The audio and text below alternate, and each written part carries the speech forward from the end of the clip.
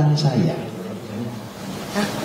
Pokoknya dari dalam itu jelas sekali, kamu tidak boleh pakai masker. Kalau ketemu petugas, ya resiko kamu hadapi. Waduh. Ya, saya setia. Jadi selama kemana-mana ya, mulai ke Bali, ke Sumatera, pokoknya keliling-keliling pakai mobil itu, saya nggak pakai masker, termasuk di Jakarta. Tapi lucu, memang nggak ada yang nyegar. Jadi semenjak saya setia kepada perintah itu, kayaknya operasi justisinya berhenti. Nggak tahu sih maksudnya tempat lain gimana, tapi saya nggak pernah ketemu. Ya. Kalau ketemu ya belum tentu saya nggak deg-degan kan. Tapi saya memang disuruh pokoknya jangan pakai masker. Nanti kalau ketemu petugas sudah kamu bersikap seperti yang saya perintah. Nanti ada dalilnya begini-begini, sudah. Saya setia, gitu loh. Ya, itu contoh. Ya, gitu. Terima kasih. Kecuali misalnya gini ya, saya masuk bank, banknya sudah punya aturan ketat. Ya gustinya juga fleksibel, dia nggak menyuruh, nggak maksa saya nggak pakai masker. Oh, jelas kalau nggak pakai masker nggak bisa masuk ya. Ngalah Siti. Gustinya itu asik kok sebetulnya. Saya kan sering ngasih cerita ke Anda kisah nyata gitu ya. Saya bilang waktu bulan Maret itu kan, tanggal 20 Maret itu kan saya disuruh ke Edinburgh kan gitu. Pada saat di sana mau di lockdown, di sini juga mau ditutup. Itu kan resikonya tinggi, resikonya nyawa. Minimal nyasar jadi gelandangan di sana gak jelas kan, gak bisa pulang. Kalau saya mikir, saya mendingan gak berangkat. Saya akan nego-nego, gak usah kesana lah, sini aja apa gitu. Tapi ketika saya menangkap pesan itu konsisten, ya sudah, saya nggak pakai pikiran manusiawi, jalan.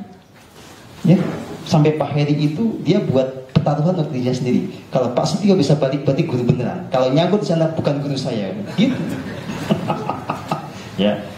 Tapi apa yang terjadi? Walaupun memang risikonya tinggi, ketika kita setia kepada Tuhan, pasti selamat ya. Dengan cara yang tidak terpikirkan. Gitu aja. Ya. Terima kasih. Ya. Jadi cuma begitu, nggak usah kebanyakan mikir. Sini bilang A, jalan. Ya, dianalisa nggak ketemu nantinya. Nah, yaitu dia. Tolong dipahami ya, yang namanya Gusti Tuhan itu bukan penjual cabai. Semakin Anda banyak nego, itu semakin nggak selaras nantinya. Ya, begitu. Terima kasih. Ya, jadi apa yang saya ajarkan ini kan memang berangkat dari sebuah pengalaman otentik. Ini tentang bagaimana saya juga menjalani kehidupan. Dasarnya tetap tadi, loyalitas penuh kepada sang diri sejati, kepada Tuhan. Ya. Ya. Pokoknya itu. Nah, suara Tuhan ini akan semakin jernih bisa kita mengerti, kita ketahui saat kita semakin mengerti.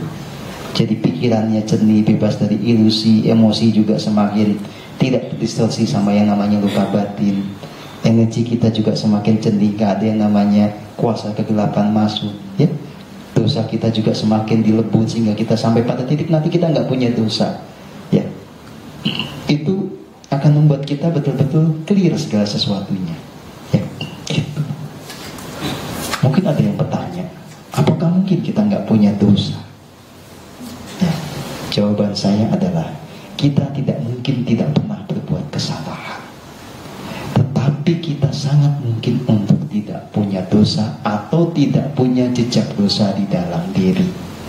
Ya. Karena level kesadaran kita terus dinamis, pada saat kita tidak sadar, pasti kita berbuat kesalahan, yaitu dosa namanya. Dan semua manusia itu pasti pernah begitu. Tetapi manusia yang terbimbing, dia akan mengerti bagaimana meleruhkan jejak dosa itu yang ada di dalam diri.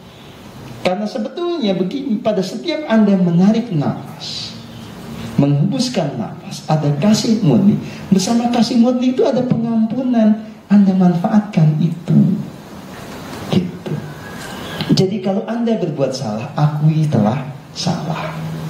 Anda rasakan, Anda sadari jejak kesalahan energi tubuh itu kayak apa. Terus Anda betul-betul pasrah total agar jejak kesalahan itu bisa dilebur dengan api suci. Ya. Jadi kita itu memilih untuk membakar diri kita sendiri dengan api suci itu saat ini. Ya. Dan itu dimungkinkan siapapun yang tekun, semua jejak dosa itu bisa dihapuskan. Nah, nanti apa indikator bahwa kita jadi bebas dari segala dosa? Kembali ke yang tadi saya ceritakan. Hidup kita menjadi selaras, serba selamat. Bejo aja seumur-umur gitu. Ya. Jadi Anda jangan terjebak oleh konsepsi tidak ada manusia yang tidak punya dosa. Nggak begitu ceritanya. Ya.